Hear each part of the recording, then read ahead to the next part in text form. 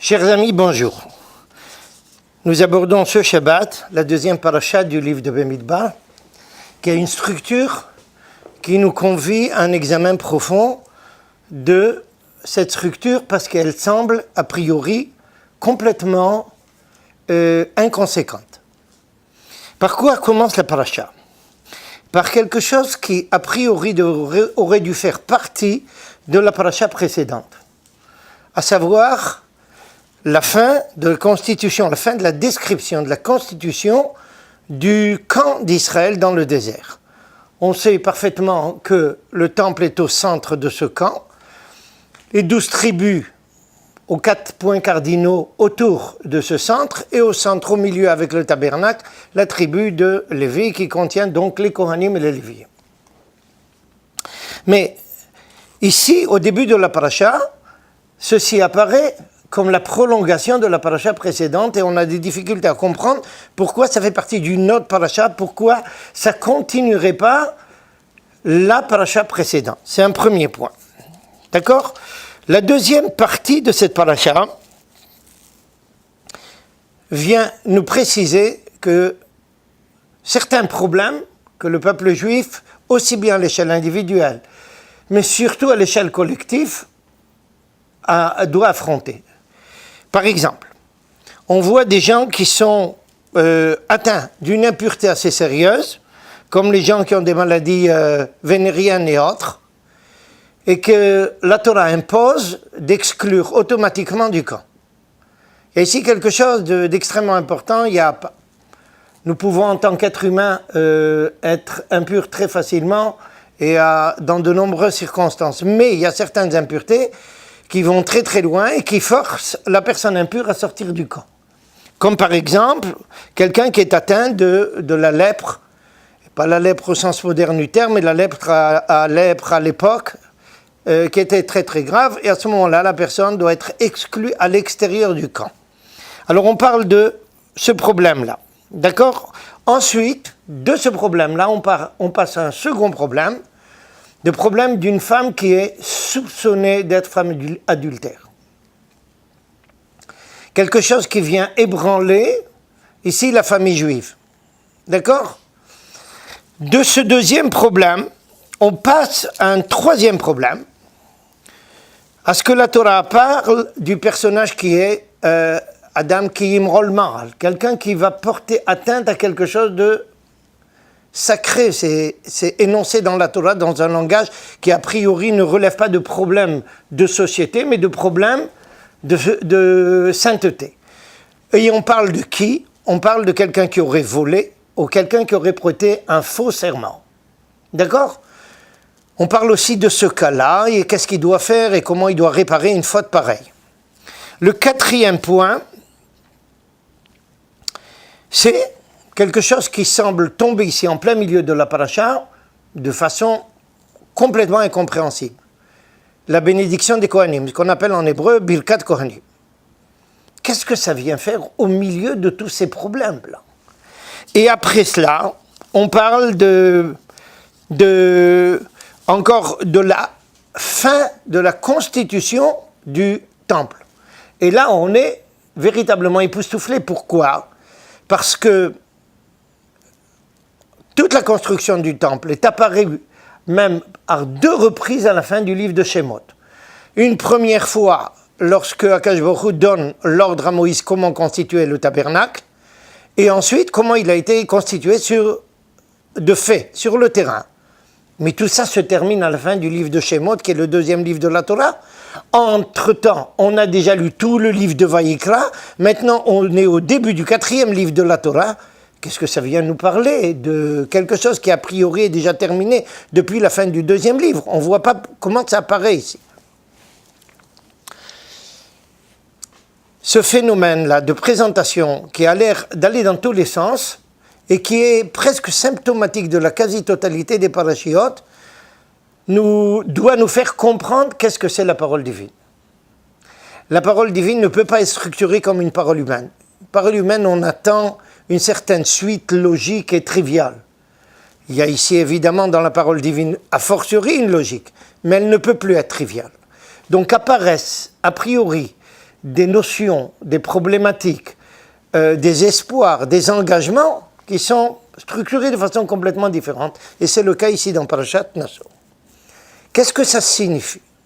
Ben, tout simplement, Akadosh Baruch Hu vient ici nous expliquer comment le peuple juif doit gérer sa vie à l'échelle nationale. Nous sommes ici dans le livre de Bemidbar, autrement dit, le processus de passage de la diaspora d'Égypte à la terre d'Israël. Mais c'est tout le peuple qui passe ici. Et le peuple juif n'est pas un peuple comme les autres peuples. N'importe quel autre peuple cherche à se perpétuer, à se maintenir, mais sans plus. Toute nation est constituée autour de problèmes économiques, sociaux, militaires, qui sont là uniquement pour permettre une existence et une certaine pérennité. L'essentiel, c'est de préserver la nation. Ça ne suffit pas au peuple juif. Tout ceci peut être l'apanage de n'importe quelle nation, mais pas du peuple juif. Akadosh Baruch Hu nous a nommé Mamlechet Kohanim Vegoy Kadosh, un peuple de prêtres, autrement dit quelqu'un qui va diriger spirituellement. Comment on dirige? Le peuple juif, comment dirige toute l'humanité? C'est celui qui amène toute l'humanité, convie toute l'humanité à s'élever en permanence. Et c'est le nom que porte la paracha. Nasso, c'est se lever, relever quelque chose. Le peuple juif, c'est celui qui va relever. Comment on relève justement une existence et on l'amène à un niveau plus élevé qu'elle était auparavant et au préalable? Eh bien justement par tout ce qui est signalé ici. D'abord, il faut savoir sa place dans le monde. On a besoin de savoir qu'il y a une gradation. Il y a des endroits qui sont plus sacrés que d'autres. Il y a des personnes qui sont plus sacrées que d'autres. Alors la paracha commence donc par la position des Lévi'im autour du tabernacle.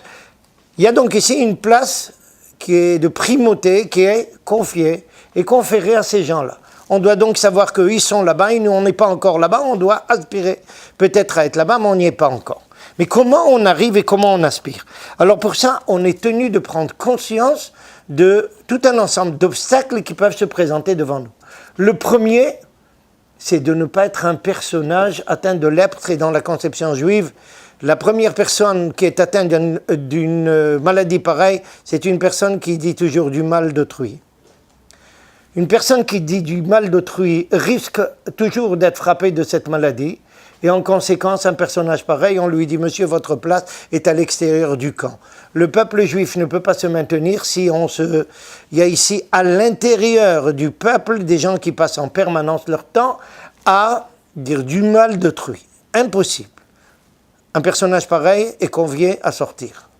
Autrement dit, ce qui démolit est appelé à sortir. Deuxième stade, la femme qui est soupçonnée, chas v'shalom, d'avoir commis un certain adultère. Pourquoi le placer ici? Parce que justement la famille est la base de tout le peuple juif. Le peuple juif est le seul peuple constitué sur la base d'une famille. Quand quelqu'un porte atteinte à une famille, et il n'y a pas comme la mère pour être la base de toute la famille. Si chas v'shalom, elle a un comportement qui va ici ébranler les bases de la famille, c'est tout le peuple qui est ébranlé. En conséquence, Akadosh Baruch Hu nous dit attention, vous voulez ici amener à une élévation, un des points fondamentaux à régler, c'est celui de la famille. Pas porter à la famille sous quelque forme porter atteinte à la famille sous quelque forme que ce soit, et surtout pas des formes aussi graves que celle-ci. La troisième problématique, le personnage qui vole, le personnage qui porte un faux témoignage, il ébranle aussi toute la société.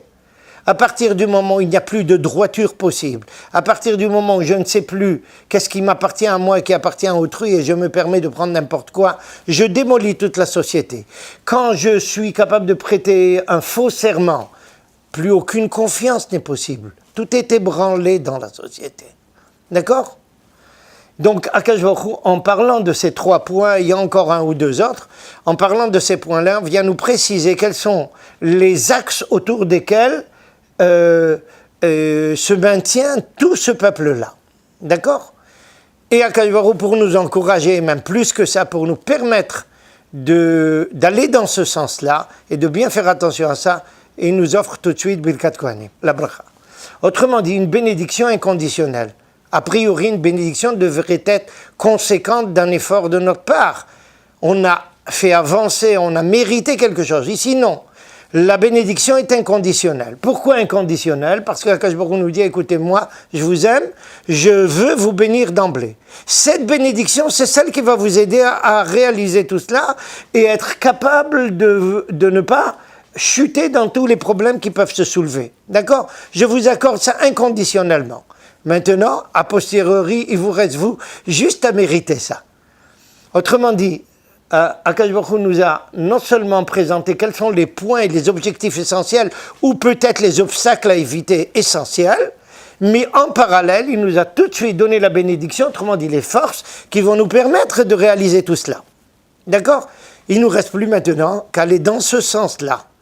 À partir du moment où on va dans ce sens-là, on peut comprendre aussi pourquoi c'est maintenant que le tabernacle, on parle plus exactement de la fin de la construction du tabernacle. Pourquoi? Le tabernacle ne doit pas être un endroit sacré où je vais parce qu'il est sacré, je vis ailleurs. Non. Il doit être l'aboutissement, l'apothéose de notre comportement. Il faut que toute notre vie aille dans le sens du sacré. À partir du moment où tout notre comportement va dans le sens d'une élévation et d'un sacré, on va tout naturellement vers un tabernacle. On va vers le sacré. C'est pas que le sacré est détaché de notre vie, c'est exactement l'inverse. Il est l'aboutissement, il est son apothéose